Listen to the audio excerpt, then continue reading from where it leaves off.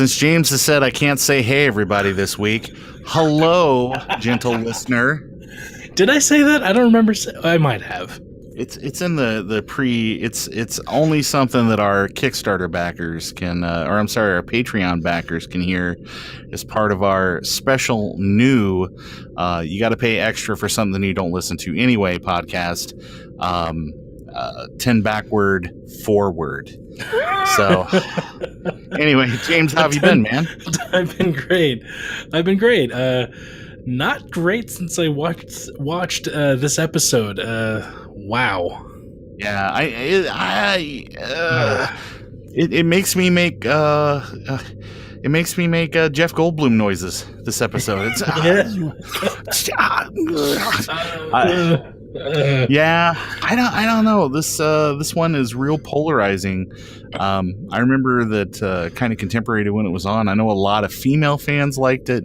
I know a lot of male fans were kind of put off by it just because it's kind of a romance episode. It's very kind of a gothic romance kind of thing.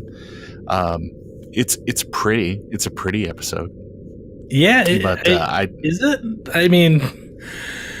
Yeah, it's got good sets, and it's believably outdoors. The parts that are outdoors. Someone spent a lot of time looking over silk flowers at Hobby Lobby in this episode. Yes, they were like, "Oh my gosh, we gotta make this look great, folks." Tell you what, don't even worry about the 40% off coupon. You just buy whatever you want. Man, good Lord! So it's some been. Background. Oh yeah, Wait. no. Oh, I was going to say some background first, because we haven't met in a little while. Yeah, part of the reason why is we were both in LA for something that we can't even talk about because we've signed away our legal rights for. But we were going to record some stuff there, but it just didn't come together. Yeah, it kind of didn't. We were, we first stayed in one house, and there were, it was just like it was a loud house. Like, let's just be honest. It was kind of hard to record stuff when there's screaming every 10 minutes. Yes, it's very true. It was quite loud and very, very busy. People kind of coming and going and doing things. So it's a very comfortable home, and we got to give a shout out to our sponsor, Greg Talley with the Dino Hotel, Best Western Denver Southwest. Yeah. If you are in the Lakewood, Colorado area, please go by and see them. They have like a super amazing lobby area with like cool fossil exhibits and things like that.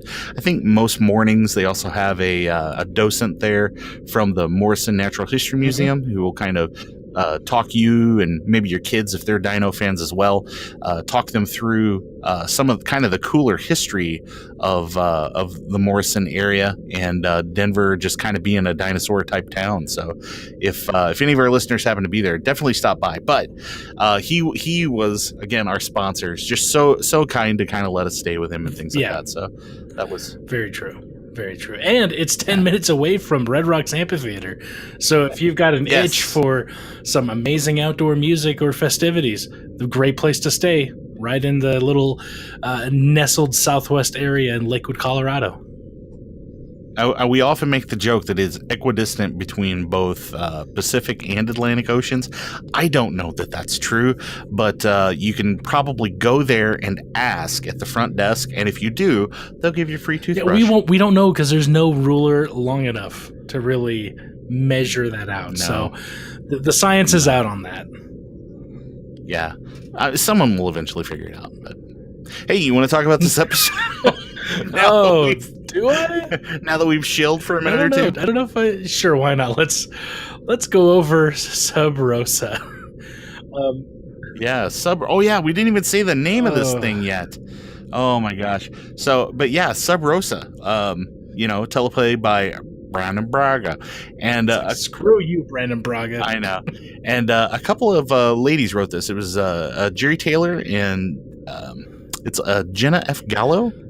Yeah. So I guess it was like kind of a spec script, and they worked it through, and they were like, "Hey, we can make a Star Trek romance in space," and directed. This doesn't surprise me at all. This should not surprise you at all. By Mr. Johnny Frakes. I could just see him, like, as the director being like, all right, we need to make this more sexy. Do I need to break out my trombone? Yes.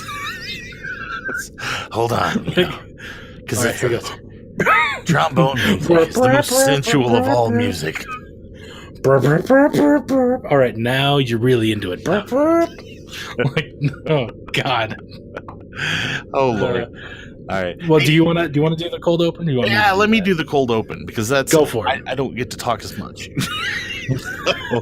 All right. So we open the cold open. We open on this planet. It is like a graveyard. It's not really dreary, but it's not like it's you're not like in direct sunlight or something. Like Mogwai would be able to very comfortably attend this memorial service and not burst into flames. But Dr. Crusher is there. She's reading kind of a eulogy for her grandmother who has passed. And basically, I guess at some point in the past, or her grandmother is Felisa Howard, is that it? Yeah, Felisa Howard. Yeah. But anyway, I guess at some point in the past, somebody was like, you know what, the universe needs more Scotland. So there is a colony that's called Caldos, which is just kind of out on one of these planets somewhere, and it is like a perfectly terraformed planet to turn the entire planet into Scotland. Feasibly, there are millions of places you can go to eat there, where you can get like a fried Mars bar. Haggis is their national bird. I don't know. It seems like a why does this place exist? But anyway, I say that as McAdams. But anyway. Her grandmother, who always it was teased a couple times across the series that her grandmother was like a healer and kind of like, where it wasn't just like your physical body, but it's kind of like the holistic sort of approach to health, like kind of a medieval doctor-y kind of thing. So she's like a Ravi Shankar kind of thing. Yeah. She's got that giant guitar. She's got that sitar. Yeah, that giant like dong, dong, dong, dong, dong, that you kind of hear on like the not great Beatles tracks. So, but she's like, I'm really gonna miss my grandma. I'm gonna miss her advice. Like, she was such an inspiration to me. She's like, she lived to be 100 years old, which seems like not very old when in like Encounter at Farpoint. I think McCoy is like 200 and something years old. I mean, yeah, he looks like he's made out of like elbow skin, but I mean, he's way older. So I guess they were like, nobody should look like a dried apple head. So they went ahead and they said 100 years, that's it. So anyway, the governor of this little place reads this sort of Anglican. It's like. They make a point where it's kind of part of the thing. It's like, may her kind of spirit like live on for eternity and things again. They kind of they mix it up where it's kind of like, may her memory live on through us for all time. And kind of they're finishing up the service, and the colonists are kind of walking by, and people are dropping a little flower in her coffin and things like that, and or kind of paying their respects and things. And then a guy walks by and drops a flower on her coffin. And Dr. Crusher looks over and sees this mysterious guy who looks like he's like straight out of, like a Sherlock Holmes mystery. And basically like no one else kind of like, I guess, notices this dude. But she kind of gives him a glance and he gives her a glance, and it's like, who is this mysterious man? And then we like slam cut into the opening sort of intro for the show. Right. And I gotta say, when I was watching it, I felt Act 1 went on forever. I had to like pause, rewind, be like, did I miss the act break? Because this seems to go on for quite a while. Mm-hmm. It's like Netflix. There should just stick a commercial and I've got to pee. I would appreciate that at least, or like, I don't know, a bumper, like a station identification break. But Act 1 opens with Troy and Crusher going over, just talking about like what happened, and Troy compliments Crusher on her eulogy, and the doctor is like, hey, there's this mysterious man who threw that flower on the coffin, and he's in his mid-30s or so, he has long hair, and she was really getting into talking this guy up, and yeah, they're dishing on a funeral. Yeah, they really. That's what you do in the future. Crushing hard. Crusher is crushing it, but she's like, oh well, it was my grandmother's favorite flower, and she might be and then Troy's like, well, that might be a friend, that could be a patient, but Crusher was like, no. The way this flower ended up on her coffin was way too personal, and it was like he knew her, so it couldn't be that. So. She gained everything that her grandmother owned, so she has the house, she has everything that comes in the house. So Troy is like, well, we need to get all this stuff ready for me to take and to take care of. Meanwhile, that governor dude, Maturin, how y'all doing?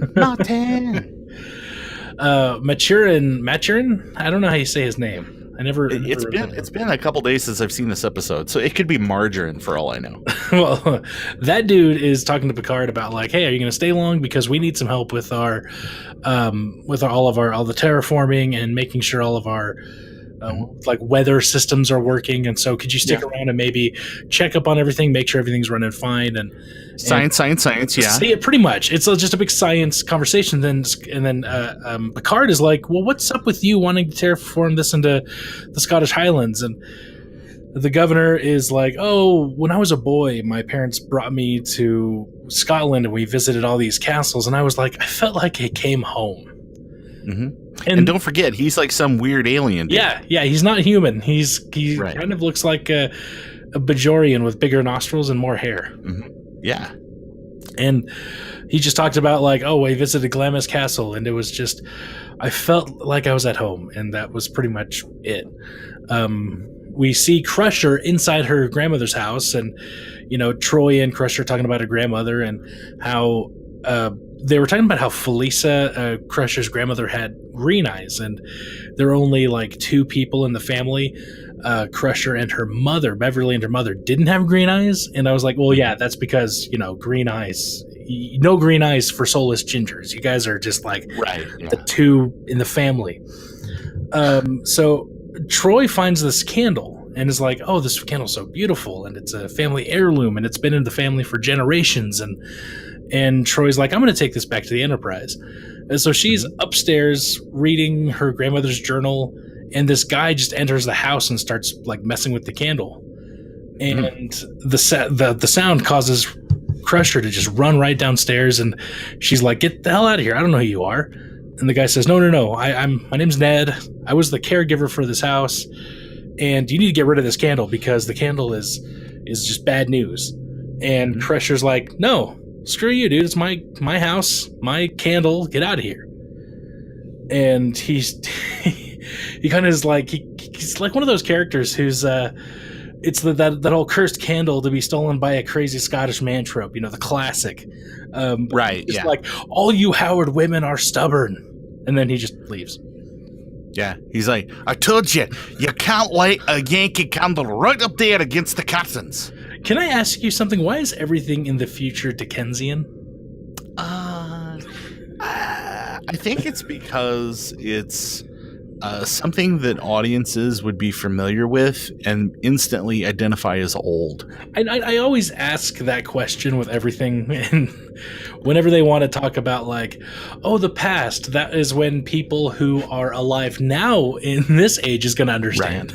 Right. They never talk about like the past. Why would the entire planet of people? It's like, why would it not be like Glasgow, like today? Or something where it's like, it's like they're stuck on a certain period of history. I guess, because you got to think about when the show was on. I guess they didn't want to show anybody in acid wash jeans and Jordans, because it's like, they're like, yes, this will be what lasts into the future. Well, for me, it's like, this is a colony it's a Federation colony. Like, wouldn't it? I look at it like this. Do people in the Federation choose, hey, we should go live on the Scottish cosplay planet? Yeah. Mm-hmm. Like, is that what they do? Is there like a giant Rolodex of planets? Like, hey, we could live modern times and stay on Earth, or if we really wanted to, we could go live like cavemen on that planet. Right. And it really, I think that that's a bigger question about next gen and especially next generation, because they Picard is really into reading like physical books, and when they go to the holodeck, Geordi and Data do the Sherlock Holmes thing, and it's that and it kind of speaks to their whole mission. Their